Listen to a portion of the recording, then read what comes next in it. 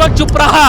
10 साल तक मुसलमानों का अगर शोषण हो रहा था तो जागना चाहिए था। आज मुसलमानों के दिल में, मुसलमानों के लिए दिल में हलचल हलचल हो रही है, होले होले हो रहा है। भारत के प्रधानमंत्री नरेंद्र मोदी को इस बात का जवाब भारत की 140 करोड़ जनता को और देश के 26 करोड़ मुसलमानों को देना होगा। गरीब, मजलूम, शोषित, पीड़ित, वंचित मुसलमानों को आगे बढ़ने का मौका नहीं दिया, उनके हकों को छीना।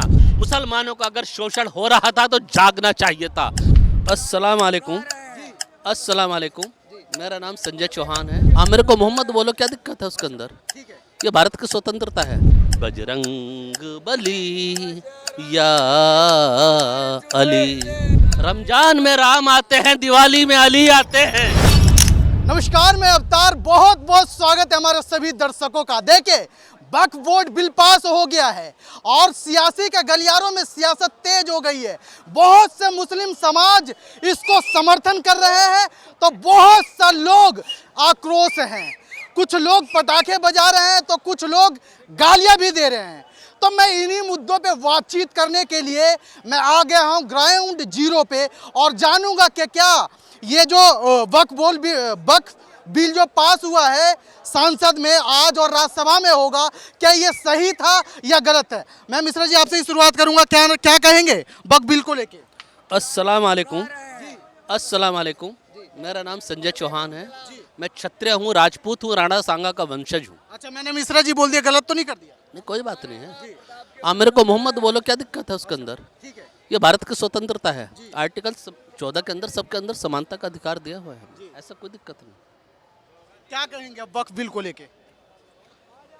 जाकी रही भावना जैसी, प्रभु मूरत देखी तिन तैसी, बजरंग बली या अली, बजरंग बली या अली। रमजान में राम आते हैं, दिवाली में अली आते हैं। वो लोग जो रमजान में जाकर बिरयानी खाते हैं, उन्हीं के कोर्ट को मैंने आगे बढ़ाया है। लोकसभा के अंदर वक्फ बिल अमेंडमेंट बिल हमारा पास हो गया, अच्छी बात है, पास हो गया। प्रश्न एक ही है, भारत के अंदर नरेंद्र मोदी जी की, भारतीय जनता पार्टी की गठबंधन की सरकार थी, जिसके गठबंधन के जो हमारे सहयोगी दल थे, चंद्रबाबू नायडू, नीतीश कुमार, चिराग पासवान और जयंत चौधरी। चौधरियों का भी नाम भी खराब कर दिया इन लोगों ने। अच्छा जी, कैसी चौधराहट है भाई तुम्हारे उत्तर प्रदेश के अंदर, पश्चिमी उत्तर प्रदेश के अंदर? कहते हैं चौधरी लोग अपनी आन बान शान से समझौता नहीं करते। और आज जब लोकसभा में बिल पेश किया गया और जो हमारे अल्पसंख्यक मंत्री हैं किरण रिजिजू जी, उन्होंने बोला कि आज आवश्यकता थी 2025 में आवश्यकता थी वक्फ बोर्ड अमेंडमेंट बिल लाने की, क्योंकि 2025 के अक्टूबर नवंबर में बिहार में चुनाव हैं। अगर आप इतने ही बड़े हितैषी थे मुसलमानों के, तो चुनावों में भाषण क्यों देते थे कि इनको तो हम टोपी से पहचान लेते हैं, इनको तो हम कपड़ों से पहचान लेते हैं, ये तो घुसपैठिए हैं, ये तो मंगलसूत्र छीन लेंगे। आज मुसलमानों के दिल में, मुसलमानों के लिए दिल में हलचल हलचल हो रही है, होले होले हो रहा है। आज हो रहा, दिल में होले होले हो रहा है आज के दिल के अंदर। आपके हिसाब से क्या लग रहा है, ये बिल पास हुआ है, ये सही हुआ है या गलत हुआ है? ये सवाल भारतीय जनता पार्टी के प्रधानमंत्री नरेंद्र मोदी को सदन में देना चाहिए कि 10 साल तक नरेंद्र मोदी जी की भारतीय जनता पार्टी की सरकार 2014 से लेकर 2019 तक पूर्ण बहुमत में रही, 2019 से लेकर 2024 तक पूर्ण बहुमत में रही। और आज आप आरोप लगाते हो कि मुसलमानों का जो वक्फ बोर्ड है, इनके चेयरमैन, इनके सीईओ, इनके मेंबर्स ने भ्रष्टाचार किया। गरीब, मजलूम, शोषित, पीड़ित, वंचित मुसलमानों को आगे बढ़ने का मौका नहीं दिया, उनके हकों को छीना।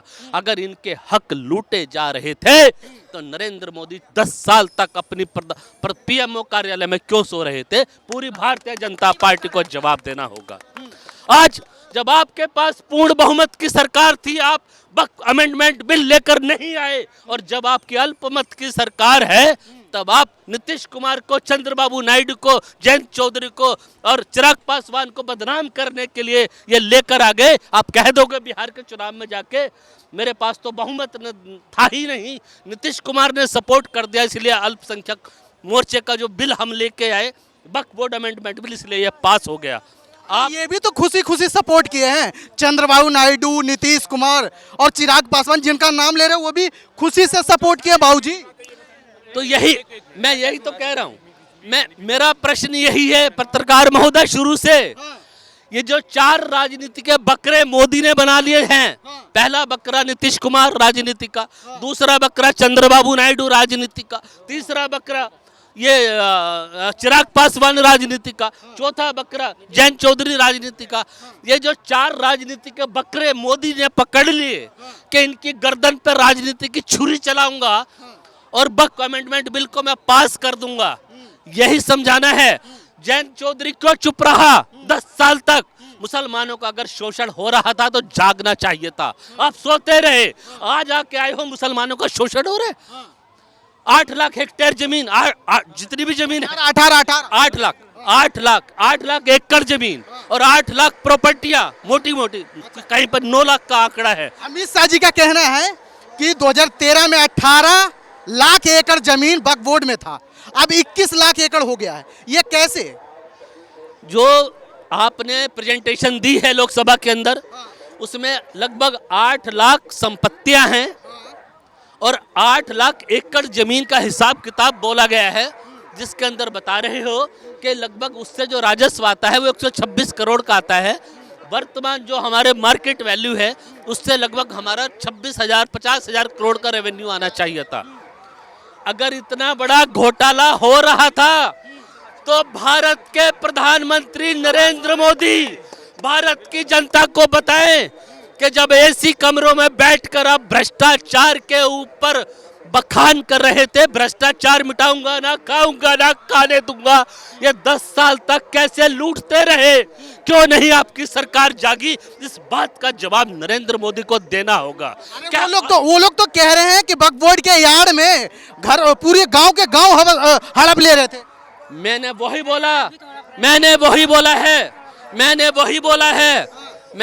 बोला है।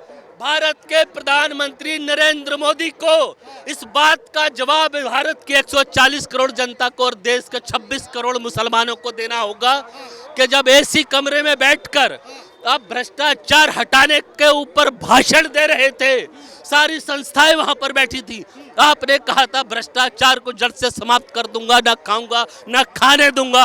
अगर वक्फ बोर्ड के मेंबर, सीईओ, वक्फ बोर्ड के जो भी अधिकारी पदाधिकारी थे, अगर वो वक्फ बोर्ड को लूट रहे थे तो वो भ्रष्टाचार को ना खाऊंगा ना खाने दूंगा वाला फार्मूला कहा था। आपने कहा था जिन्होंने लूटा है उनको लौटाना पड़ेगा। ये 10 साल तक आप चुप रहे, देश लूटता रहा, वक्फ के माध्यम से संपत्तियां लुटती रही, मुसलमान गरीब, शोषित, पीड़ित, वंचित, मजलूम, बेवा औरतें तड़पती रही अपने हक के लिए, लेकिन नरेंद्र मोदी सामने नहीं आए। नरेंद्र मोदी बार बार कहते रहे कपड़ों से पहचानना पड़ेगा।